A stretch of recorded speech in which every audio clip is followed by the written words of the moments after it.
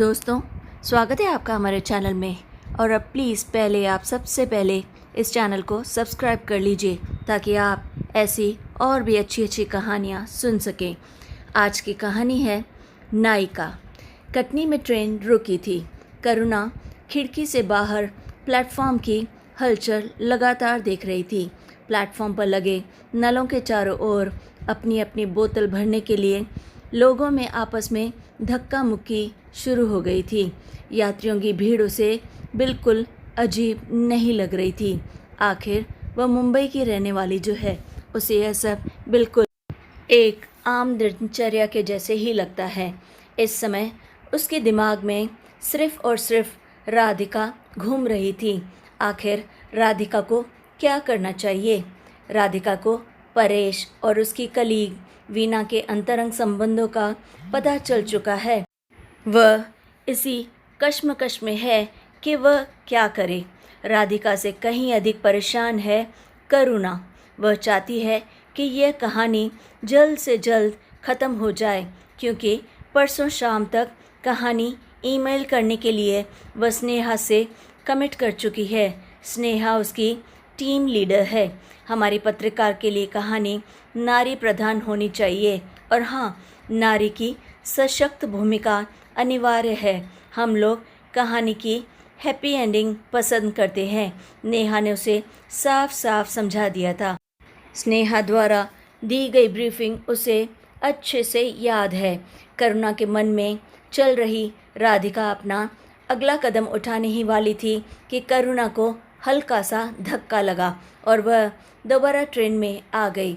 एक सांवली सी औरत अपनी बड़ी सी गठरी और एक 3-4 साल के बच्चे के साथ उसके बगल में आकर खड़ी हो गई और कंपार्टमेंट का मुआयना कर रही थी कि कहीं वह अपना सामान जमाने में और खुद जमने की जगह उसे मिल सके। संकरे से पैसेज में उसके खड़े हो जाने के कारण करुणा को धक्का लगा था।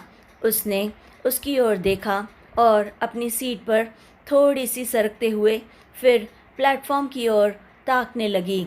वह अब तक उसी को देख रही थी। करुणा अपने विचारों में खोई रही।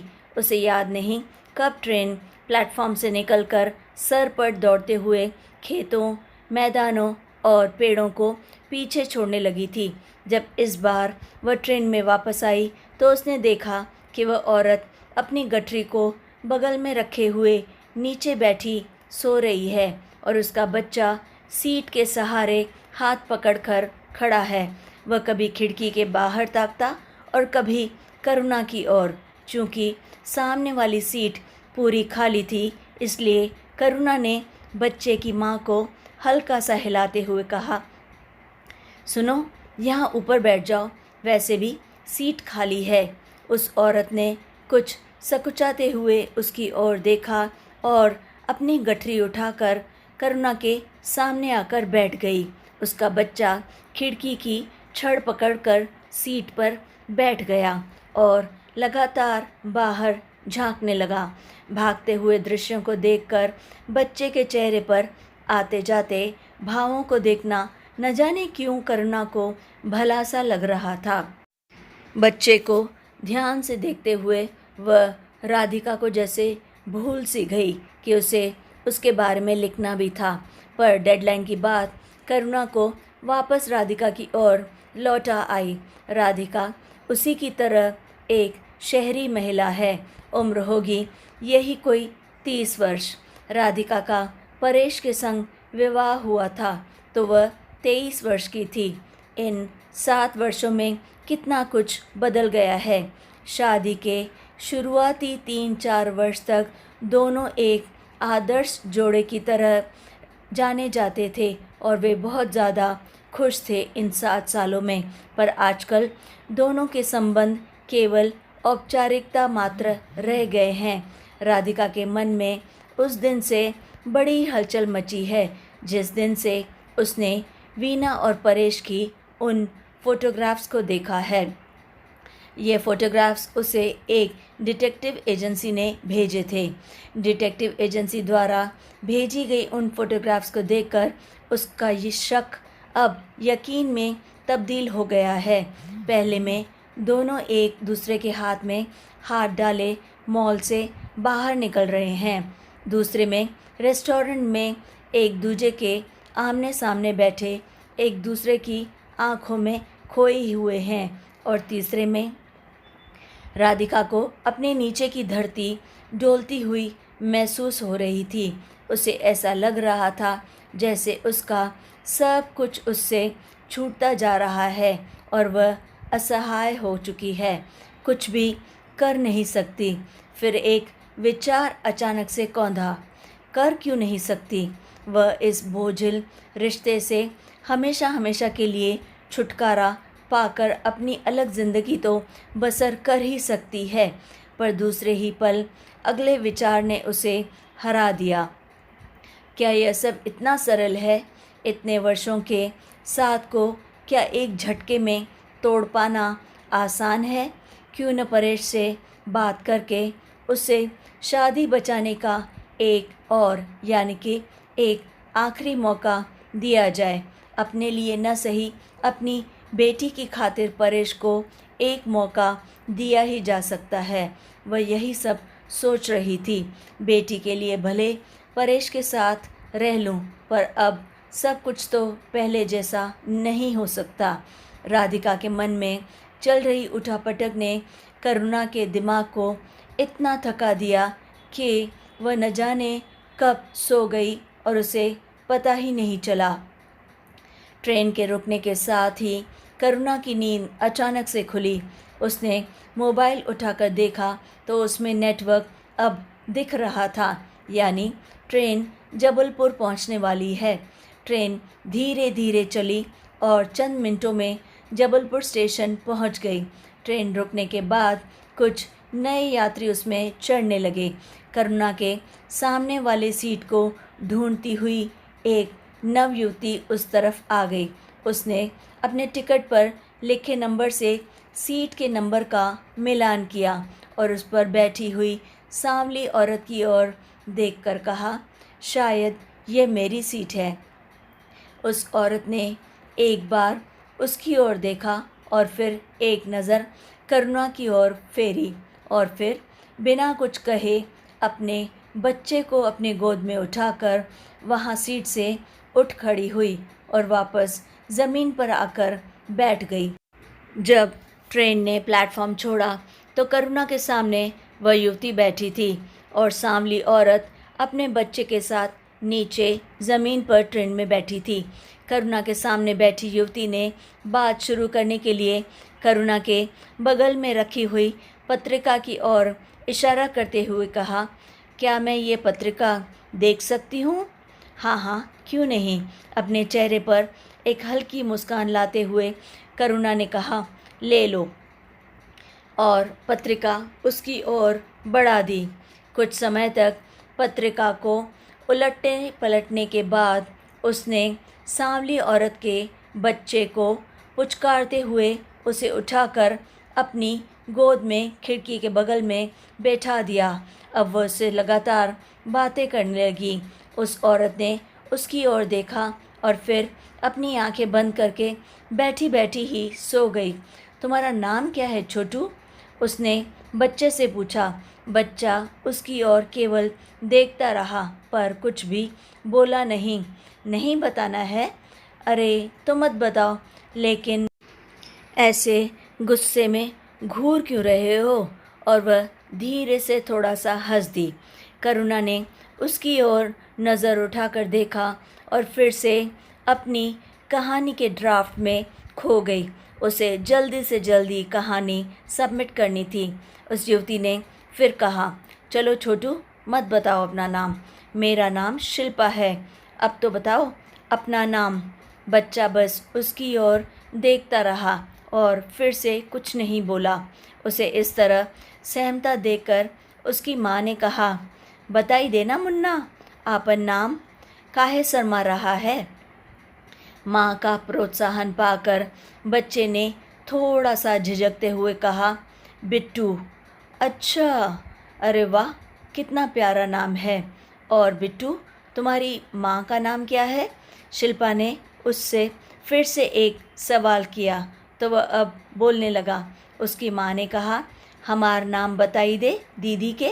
मम्मी का नाम पुष्पा। माँ की ओर देखते हुए बिट्टू ने धीरे से सहमते हुए कहा। कहाँ जा रहे हो बिट्टू? शिल्पा ने उसके सिर पर हाथ फेरते हुए कहा। बिट्टू अब तक काफ़ी सहज हो चुका था, इसलिए उसने अब चहकते हुए कहा, बम्बई पापा के लगे, यानी अपने पापा के पास। अरे वाह, हम भी तो बम्बई चल रहे हैं, शिल्पा ने मुस्कुराते हुए कहा। उसका चेहरा देखकर बिट्टू की आंखों में भी अब चमक आ गई। बातचीत का यह क्रम थोड़ी और देर चलता उससे पहले टीसी वहाँ टिकट चेकिंग के लिए आ गया। उसने सबका टिकट चेक किया। पुष्पा का टिकट देखकर कहा, यह रिज़र्व बोगी है, यह टिकट यहाँ नहीं चलेगा, तुम्हें दंड भरना पड़ेगा। साहब, हमके पता नहीं रहा, हम गलती से यह डिब्बा में चढ़ गए रहे। रसीद बुक निकालते हुए टीसी ने कहा, मुझे यह सब नहीं पता, हम बहुत अच्छे से जानते हैं तुम लोगों को। चलो भरो पेनल्टी। हम सच कहत हैं साहब, हमका नहीं मालूम, इस बारे में हमको बिल्कुल पता नहीं रहा। वो पहली बार जाई रही है ना अकेले, इसलिए गलती हो गई, माफ़ कर दे साहब। उसकी बात सुनकर और न जाने क्या सोचकर टीसी को उस पर दया आ गई और वह यह कहते हुए चुपचाप आगे बढ़ गया। ठीक है, अगले स्टेशन पर उतरकर चालू डब्बे में चली जाना। इस डिब्बे के पीछे वाला डिब्बा चालू डिब्बा है, तुम उसी में चली जाना। यह कहते हुए टीसी आगे बढ़ गया दूसरों की टिकट चेक करने के लिए। टीसी के जाने के बाद शिल्पा ने पुष्पा को सीट पर बैठने के लिए कहा। अब दो लोगों की साइड सीट पर करुणा, शिल्पा और पुष्पा के साथ बिट्टू बैठा था। ट्रेन अब पटरी पर सरपट दौड़ती जा रही थी और उसके साथ ही इन तीनों महिलाओं के दिमाग में अपनी अपनी जिंदगियों की सच्ची कहानियाँ भी। करुणा जहाँ राधिका की कहानी के अंतिम चरण की ओर बढ़ रही थी, वहीं शिल्पा समर और अपने संबंधों के बारे में लगातार सोच रही थी। वैसे तो समर बहुत अच्छे और समझदार इंसान है, पर कभी कभी उन पर ना जाने क्यों अचानक से शक होने लगता है। इस बात की क्या गारंटी है कि शादी के बाद उनका नीलम की तरह मुझसे भी मोह भंग नहीं होगा, पर उनसे शादी की बात तो अभी बहुत दूर है। अभी तक वे नीलम से तलाक क्यों नहीं ले रहे हैं? ज़रूर कोई तो बात उनके मन में चल रही है। कहीं वे मुझसे प्यार का नाटक तो नहीं कर रहे हैं? वैसे भी मैं कितनी ज़्यादा बेवकूफ़ हूँ जो एक विवाहित पुरुष की ओर अपने आकर्षण को रोक भी नहीं पा रही हूँ। नीलम और समर के बीच में आकर मैंने शायद अच्छा नहीं किया, ये मेरी सबसे बड़ी गलती भी हो सकती है। उसे एक पल लगता कि वह बेवकूफ़ है, समर और उसके संबंध गलत हैं, वहीं दूसरे ही पल उसका दिमाग समझाता, तुम कहाँ गलत हो। जब तुम समर की ज़िंदगी में आई थी, उसके पहले ही समर और नीलम के रिश्ते बिल्कुल बिगड़ चुके थे। कितना परेशान रहते थे समर पहले, और इसके लिए तुम जिम्मेदार बिल्कुल नहीं हो। जब से तुम उनकी ज़िंदगी में आई, उसके पहले ही समर और नीलम के रिश्ते बिगड़ चुके थे। कितना परेशान रहते थे समर पहले। जब से तुम उनकी ज़िंदगी में आई हो, उनका जीवन जैसे खुशियों से भर गया है। तुम तो उसकी खुशी की जिम्मेदार हो। नीलम ही समर जैसे समझदार और केयरिंग इंसान की जीवन साथी बनने लायक नहीं है, ऐसा वह सोचने लगी। पुष्पा अपने बेटे बिट्टू के बारे में सोच सोच कर परेशान थी। क्या बताएगी वह बिट्टू को कि उसके पापा अब उसे और उसकी माँ को अपनाना ही नहीं चाहते। एक बिट्टू है कि पूरा टाइम पापा पापा की रट लगाए रहता है, और दूसरे ऊ हैं कि हमार पत्नी लड़का कैसे हैं, कहाँ हैं और क्या कर रहे हैं, इन सब का कोनो फिक्र नहीं है। उनसे मिलकर फैसला करना ही पड़े। जब निभना नहीं रहा तो ब्याह काहे किए। अब जब लड़का खेलने की उम्र का हो गया तो बाप खेल दिखा रहा है। ऊ तो राजवीर भैया का भला हो। ऊ न बताए होते तो हम कैसे जानते कि बिट्टू का बाप बम्बई में रह रहा है, और वो भी किसी और के साथ। बम्बई में कौन कमाई कर रहा है अब जाकर पता चला। हम तो उनको खोजने जौनपुर से कटनी आए रहे। कितने बेदर्दी निकले बिट्टू के पापा, और हमरे बारे में न सोचे होते। कम से कम बिट्टू का चेहरा ही याद कर लिए होते। पर हम अब चुप नहीं बैठ सकते। मन में चल रहे विचारों के चलते पुष्पा काफ़ी परेशान लग रही थी। पुष्पा के सांवले चेहरे पर कभी दुख तो कभी क्रोध की झलक आती जाती रही। वह लगातार इन्हीं बातों में उलझी रही। हेलो, हाँ भाई, आपकी ही कहानी लिख रही हूँ। कल दोपहर तक मुंबई पहुँच जाऊँगी। हाँ हाँ, परसों सुबह तक 11 बजे तक मेरा ईमेल मिल जाएगा आपको। पक्का, बिल्कुल पक्का मैं भेज दूँगी स्टोरी। बस क्लाइमेक्स को लेकर थोड़ी सी उलझी हुई हूँ, पर उम्मीद है जल्दी ही आपकी पत्रिका के हिसाब से अंत सूझ जाएगा। करुणा द्वारा फ़ोन पर ही की जा रही बातों ने शिल्पा और पुष्पा को अपनी अपनी ज़िंदगी की उलझनों से बाहर खींच लिया। अब वे भी फ़ोन की बातें सुनने लगी। ओके बाय, यह कहते हुए करुणा ने फ़ोन डिस्कनेक्ट किया तो उसने पाया कि बगल में बैठी हुई दोनों महिलाएं उसकी ओर उत्सुकता से देख रही हैं। उसने उनकी ओर देखकर हल्की सी मुस्कान बिखेर दी। अच्छा, तो आप लेखिका हैं? शिल्पा ने उससे पूछा। हाँ, फ्रीलांसर राइटर हूँ। अपना जॉब भी करती हूँ और शौक़ से पत्र पत्रिकाओं में लेख और कहानियाँ लिखती रहती हूँ, बस शौकिया।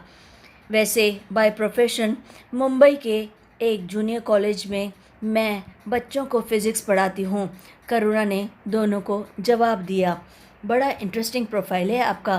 फ़िज़िक्स की प्रोफेसर और साहित्य में रुचि, भाई वाह, मिलकर खुशी हुई आपसे। यह कहकर शिल्पा ने अपने बारे में बताना शुरू कर दिया। मैं एक एड एजेंसी में अकाउंट मैनेजर हूँ। जबलपुर से बिलोंग करती हूँ। पिछले 4 साल से मुंबई की होकर ही रह गई हूँ। जबलपुर छोटे भाई की शादी में शामिल होने के लिए आई थी। शिल्पा ने एक झटके में इतनी सारी बातें अपने बारे में बता दी। और हाँ, नाम तो मैं बताना भूल ही गई। मेरा नाम शिल्पा बाजवा है। शिल्पा द्वारा इस तरह का परिचय देना करुणा को काफ़ी अनोखा लगा। उसने सोचा, चलो ऐसी जिंदा दिल सहयात्री रहेगी तो मैं पूरी जर्नी में बोर नहीं होना पड़ेगा। क्या सोच रही हैं लेखिका जी? कुछ तो बताइए। अपना अधूरा ही परिचय देकर रह जाएंगी। आपने अपना नाम तो बताया ही नहीं। शिल्पा ने करुणा को अचानक से टोका। करुणा ने मुस्कुराते हुए कहा, नहीं, ऐसी बात नहीं है। मेरा नाम करुणा मेहता है। काम तो आप जान ही गई हैं, मैंने आपको बता दिया। फ़िलहाल मैं एक कहानी का ड्राफ्ट तैयार कर रही हूँ, पर उसके अंत को कैसे लिखना है वह लेकर थोड़ी सी दुविधा में हूँ। बुरा न माने तो मुझे भी ज़रा कहानी के बारे में बताइए। हो सकता है मैं आपकी कोई मदद कर सकूं। शायद मैं कुछ सुझाव दे सकूं। शिल्पा ने औपचारिकतापूर्वक कहा। इसमें बुरा मानने की क्या बात है? एक से भले 2 होते हैं। हो सकता है हम दोनों आपस में साथ मिलकर सोचें तो कहानी का कोई सार्थक अंत निकल आए। करुणा ने कहा। तो बस देर मत कीजिए, जल्दी से शुरू हो जाइए करुणा जी। पुष्पा भी उन दोनों की बातें अब ध्यान से सुन रही थी। शिल्पा की बात सुनकर पुष्पा भी उत्सुकता से करुणा की ओर देखने लगी। वह भी कहानी सुनना चाहती थी। अब मोर्चा करुणा ने संभाला। यह एक ऐसे खुशहाल जोड़े की कहानी है जिनकी 7 वर्ष के वैवाहिक जीवन में तीसरे की एंट्री हो गई है, यानी पति पत्नी और वो वाला मामला है। यह कहकर पहले शिल्पा हंस दी और फिर खुद ही झेप सी गई। हाँ, मामला तो ऐसा ही है। पति का ऑफिस में अपने कलीग से अफेयर चल रहा है। पत्नी को शक था, सो उसने डिटेक्टिव एजेंसी की मदद ले ली थी। एजेंसी द्वारा भेजी गई तस्वीरों ने उसके शक की पुष्टि कर दी है। हमारी नायिका दुविधा में है कि क्या पति को एक और आखिरी मौका देना चाहिए, क्योंकि खास मामला एक बच्ची के भविष्य से भी जुड़ा है। पर बहुत कोशिश करने के बावजूद नायिका अपने धोखेबाज पति को माफ़ नहीं कर पा रही है। कहानी सुनते ही शिल्पा के चुलबुले चेहरे पर अचानक से गंभीरता झलकने लगी थी। राधिका की जगह अब उसने न जाने क्यों नीलम दिखने लगी थी। क्या करुणा की कहानी की तरह नीलम भी समर को खोना नहीं चाहती, या ऐसा कुछ? शिल्पा ऊपर से भले न दिखा रही हो, पर अंदर से बुरी तरह परेशान हो उठी थी, क्योंकि कहानी कहीं न कहीं उससे जुड़ी हुई थी, उसकी असली ज़िंदगी से। क्या हुआ शिल्पा, किस सोच में पड़ गई? करुणा ने उसकी बाँह को छू कर पूछा। अरे कुछ नहीं करुणा जी, बस आपकी कहानी है तो बड़ी ही पेचीदा, इसलिए इसका कोई सरल हल नहीं निकलता दिख रहा है। शिल्पा अचानक से अचकचाते हुए बोली। तभी तो मैं इतनी देर से उलझन में पड़ी हुई हूँ, कोई अंत सूझ ही नहीं रहा है। करुणा ने बात को आगे बढ़ाया। वैसे आपके हिसाब से क्या अंत होना चाहिए? शिल्पा ने करुणा से जानबूझकर पूछा। अब चूँकि इसमें एक बच्ची का भविष्य का मामला आ रहा है और मुझे कहानी का सुखद अंत करना है, तो इसलिए मैं चाहती हूँ कि नायिका के पति को यह सब छोड़कर अपनी गलती का एहसास हो जाए और वह अपनी पत्नी के पास वापस लौट जाए। मुझे तो यही सही लग रहा है। करुणा ने अपनी कहानी के अंत की योजना बताई। आपने पति की प्रेमिका के पात्र के बारे में कुछ नहीं बताया? शिल्पा ने पूछा। वह एक अच्छी लड़की है। वह कब अपने सहकर्मी यानी मेरे नायिका के पति के करीब आ गई, उसे खुद ही पता नहीं चला। सहानुभूति के साथ शुरू हुआ यह रिश्ता अब कहीं आगे बढ़ चुका है। शुरू में उसके मन में एक गिल्ट होती थी कि वह एक विवाहित जोड़े की ज़िंदगी में गलत तरीके से प्रवेश कर रही है, पर अब उसके भी खुद को अच्छे से समझा लिया है। वह अपने जीवन में स्थायित्व चाहती है। उसे उम्मीद है कि उसका प्रेमी एक दिन उसका पति बन जाएगा। करुणा द्वारा कहानी का सारांश सुनते समय शिल्पा अपनी असल ज़िंदगी कहानी के किरदारों की पड़ताल करने लगी। वह लगातार अपने बारे में सोचे जा रही थी। इस तरह अगर देखा जाए तो नीलम भी गलत नहीं लगती। ऐसे में समर ही मुख्य अपराधी नज़र आ रहे हैं, पर दूसरे ही क्षण उसके दिल ने गवाही दी। नहीं, समर की आंखों के वो आंसू झूठे नहीं हो सकते। वे एक परिपक्व व्यक्ति हैं। गलती ज़रूर नीलम ने ही की होगी, पर उनका अलगाव शायद सही ना हो। शिल्पा के मन में जो सहानुभूति अब तक समर के लिए थी, अब वह कुछ नीलम की ओर झुकने लगी थी। अपनी कहानी के अंत का उसे धुंधला सा आभास होने लगा था। क्या हुआ शिल्पा, क्या सोचने लगी आप? कोई अंत समझ में आया? करुणा की आवाज़ ने उसकी तंद्रा भंग की। वह अपनी ज़िंदगी से बाहर आकर कहानी के बारे में अब सोचने लगी। करुणा जी, शायद आपका अंत ही सबसे सुखद हो, यानी पति पत्नी के दिल दोबारा आपस में मिल जाएं। और हाँ, एक ध्यान ज़रूर रखिएगा, नायिका के पति की प्रेमिका को उसके सपनों का शहज़ादा ज़रूर मिल जाए, शिल्पा ने ज़ोर देकर कहा। करुणा को लगा कि उसे अपनी कहानी का एक सही अंत मिल गया है, यानी राधिका की कहानी का अच्छा अंत मिल गया है। यह सार्थक भी है और सुखद भी। उसके दिमाग में पूरा खाका तैयार हो गया था, बस लिखने की देर थी। तभी अब तक चुप बैठी पुष्पा उन दोनों के बीच में बोल पड़ी। दीदी, हम आप दोनों जने की बात सुनत रहे। हमके लागत है कि ई आपकी कहानी का बहुत गलत समापन होए। उसकी बात सुनकर दोनों महिलाओं ने चौंकते हुए एक साथ उससे पूछ लिया, क्यों? दर्द भरी मुस्कान के साथ पुष्पा ने कहना शुरू किया, दीदी, अरे ऊ आदमी तो दोनों औरतन के बेवकूफ़ बनाए गया।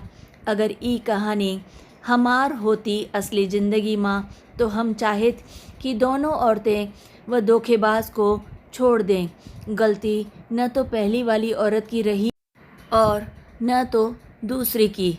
वो आदमी बहुत चालबाज है, दोनों के साथ खेला खेल रहा है। आपकी कहानी के समापन में अगर कोई जीते तो वो आदमी ही जीते। ऐसा बिल्कुल नहीं होना चाहिए। दोनों औरतन के का मिले। यह कहते कहते पुष्पा का चेहरा गुस्से से तमतमा उठा, पर दिल का गुबार निकल जाने के बाद अब वह पूरी तरह शांत थी। करुणा और शिल्पा बस हतप्रभ होकर उस देहाती महिला को ध्यान से देख रही थी, जिस सच्चाई को जानते हुए भी ये दोनों महिलाएं अब तक नज़रअंदाज कर रही थी, उसे पुष्पा ने बड़ी ही सहजता से बयां कर दिया। कहानी के इस अंत ने कई शुरुआतों को जन्म दे दिया था। पुष्पा की बातों ने शिल्पा के मन में समर के लिए रही सही सहानुभूति को भी पूरी तरह से धो डाला। वह अब काफ़ी अच्छा महसूस कर रही थी। करुणा अपनी कहानी के ड्राफ्ट में ज़रूरी बदलाव करने लगी। राधिका ने परेश को छोड़ने का फैसला कर ही लिया और वीना ने वही किया जो इस समय शिल्पा कर रही थी। अगली स्टेशन इटारसी थी। इटारसी में ट्रेन रुकी तो कहानी की नायिका अपनी गठरी समेटकर अपने बच्चे को गोद में लिए उठ खड़ी हुई। करुणा और शिल्पा खिड़की के बाहर जाती हुई पुष्पा और बिट्टू को चालू डिब्बे की ओर जाते हुए देख रहे थे और मन ही मन मुस्कुरा रहे थे। तो दोस्तों, कैसी लगी आपको ये कहानी? अगर अच्छी लगे तो लाइक और शेयर ज़रूर करें और प्लीज़ हमें कमेंट्स में अपनी राय ज़रूर बताइए, ताकि हम ऐसी और भी बढ़िया कहानी आपके लिए ला सके। और चैनल को याद से सब्सक्राइब भी कर लीजिए और फिर लाइक, शेयर एंड सब्सक्राइब।